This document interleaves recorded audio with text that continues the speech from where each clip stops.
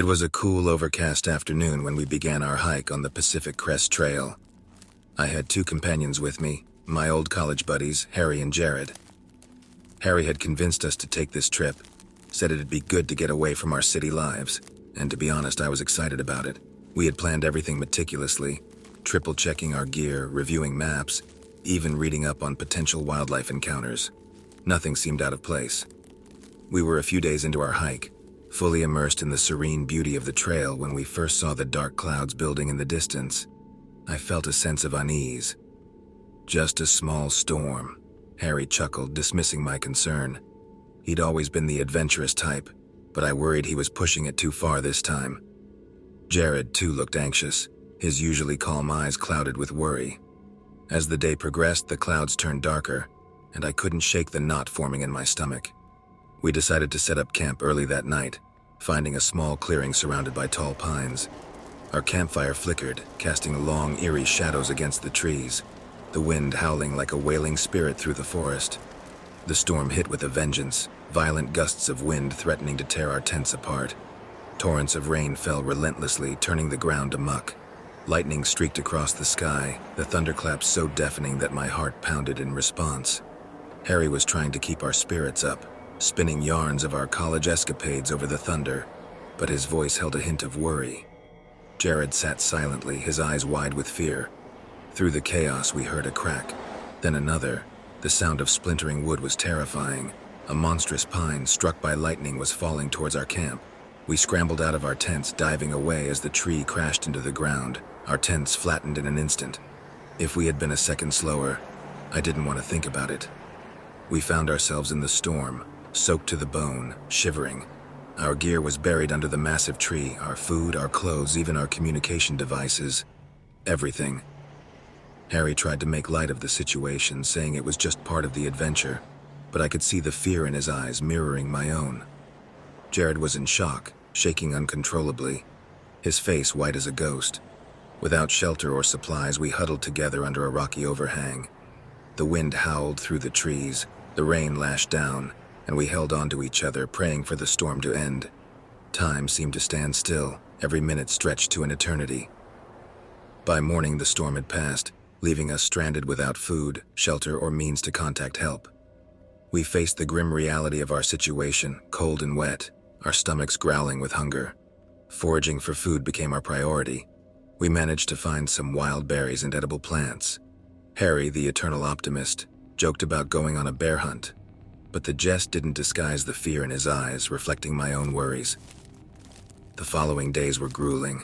We tried to keep a fire going, drying our clothes as best as we could, rationing the meager food we found. Harry, despite his fear, kept morale up, cracking jokes, telling stories of our college days. Jared, quiet as ever, found solace in meditation, his calm demeanor a soothing presence amidst the chaos. We walked for miles each day, using the sun and distant landmarks as our guide. Our bodies ached, and exhaustion started to set in, but we persevered. Every step we took brought us closer to civilization. On the fourth day, we stumbled upon a stream.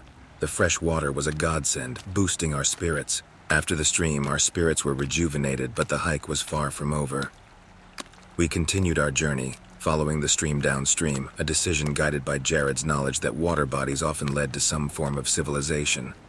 We were low on food, and the hunger gnawed at us, but we pushed forward, fueled by sheer determination and the hope of rescue. The next day, through the thinning trees, we noticed a faint, unnatural gleam.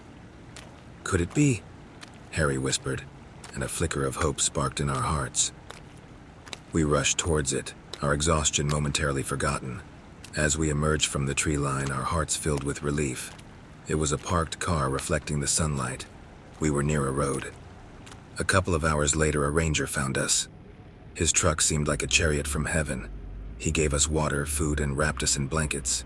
He radioed for assistance, and soon a vehicle arrived to transport us back to civilization. As we sat in the back of the ranger's truck, silence enveloped us. We had faced our darkest fears, wrestled with Mother Nature, and had come out alive. Despite our horrific experience, there was a strange sense of peace. The ordeal was over, but it had changed us. The storm was not just a physical battle, it was a mental one too. We'd learned about survival, resilience, and the sheer power of friendship. As I write this, we are actually planning our next hike. Hopefully this time can go a bit smoother.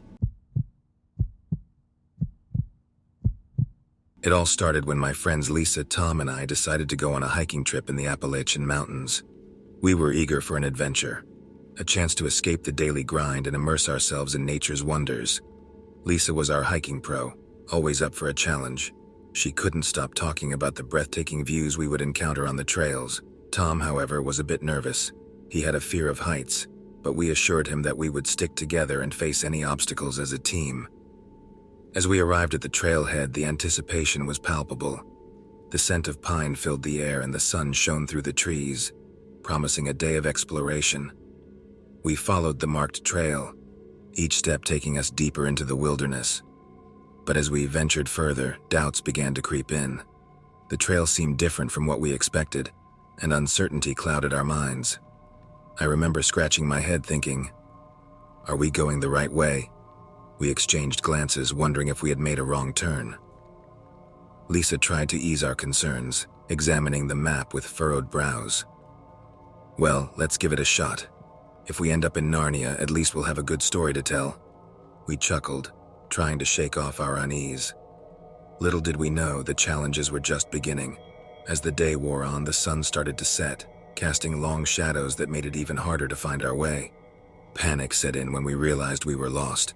We frantically retraced our steps, hoping to find familiar landmarks, but everything seemed unfamiliar. Fear gripped our hearts as we called out for help, but there was only silence in response. In the chaos of searching for our way back, we noticed that Tom was missing. Our shouts for him echoed through the trees, but he was nowhere to be found. Worry and urgency surged through us, and we vowed to find him, refusing to leave our friend behind. We pushed deeper into the unknown, every rustle of leaves making our hearts skip a beat. The forest felt like a labyrinth, twisting and turning, challenging our determination. But we pressed on, driven by the thought of finding Tom and bringing him back to safety. Exhausted and with the night closing in, we stumbled upon an old, abandoned cabin. We hesitated, but the need for shelter overcame our fears, and we cautiously entered. Inside, we found clues about the forest's mysterious past. Old newspapers, faded photographs. They told stories of people who had vanished in these woods. With a renewed sense of purpose, we continued our search for Tom, racing against time and the encroaching darkness. Every step forward brought us closer to him, but the forest fought back, throwing obstacles in our path. Yet we pressed on, driven by a deep bond of friendship. And then, as the first rays of dawn painted the sky, we spotted him. Tom emerged from the wilderness, weary and disoriented but alive. Relief washed over us, and tears of joy streamed down our faces as we embraced him, grateful that he had been found. We wasted no time making our way out of the forest, guided by the warmth of the rising sun. The path that had once seemed daunting now felt conquerable, and we walked with a newfound strength, fueled by our shared experience. We walked out of the forest, each step bringing us closer to safety and civilization. The relief was palpable, and we couldn't help but let out laughter and tears of joy. We were a little banged up, covered in dirt and scratches, but the resilience in our hearts propelled us forward. Reuniting with Tom was a moment of sheer happiness. We sat down, sharing stories of our experiences, trying to make sense of what had happened. Tom recounted his journey, how he had gotten separated from us and navigated the wilderness alone. His eyes sparkled with a mix of pride and vulnerability as he described the challenges he had faced and the strength he had discovered within himself. Our friendship grew stronger through this shared experience. The unspoken trust and support that carried us through the wilderness solidified our bond, creating a connection that would forever be etched in our hearts. I've always been a lover of the great outdoors. Nothing feels more liberating than stepping away from the concrete jungle, taking a deep breath, and disappearing into nature. The chirping birds, rustling leaves, and serene beauty of unspoiled wilderness. It's a therapy unlike any other. So when my college roommate Mike suggested a hiking trip through the remote parts of the Pacific Crest Trail, I was all in. Little did we know it would turn into a journey that we'd never forget. It was mid-July when we started our adventure. We were both amateur hikers, driven by a spirit of adventure, but we were not completely unaware of the dangers that lay in wait. Mike was particularly insistent on bringing a comprehensive first aid kit, much to my initial annoyance. I didn't understand the gravity of his foresight until later. We reached our starting point at the crack of dawn and began our ascent. Everything was going smoothly for the first few days. We'd hike during the day, taking breaks to marvel at breathtaking vistas and make camp under the star-studded sky. But on the fourth day, as we were making our way through a particularly treacherous part of the trail, I slipped on a patch of loose gravel and twisted my ankle badly. The pain was unbearable, and we were miles from any form of civilization. Mike immediately jumped into action, pulling out his first aid kit and bandaging my swollen ankle. He tried to contact emergency services, but we were deep within the mountains and cell service was non-existent. We were stuck. With darkness creeping in and the temperature dropping, we quickly realized we'd have to spend the night where we were. It was an uncomfortable sleep, but we were prepared for a rough journey, so we managed. The following morning was eerie. A dense fog had rolled in overnight, shrouding everything in an almost otherworldly mist. I could hardly make out Mike's face, even though he was sitting right next to me. I noticed he was staring at something behind me. Turning, I saw what had taken his attention. A shadowy figure just barely visible through the fog. We held our breaths, praying it was a park ranger coming to our rescue, but as it moved closer, we realized it was a black bear, sniffing the air and moving towards us. Fear gripped us, but we remained still, not wanting to provoke the beast. The minutes felt like hours as we watched it sniff around our campsite. It nudged our bags, possibly searching for food.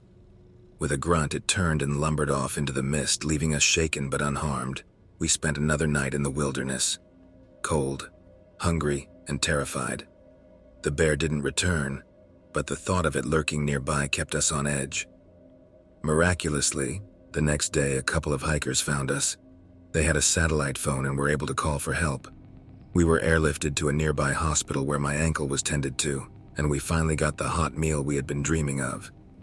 Despite the scare, Mike and I are still avid hikers, but we're a lot more cautious these days. And as for that first aid kit, it never leaves my side.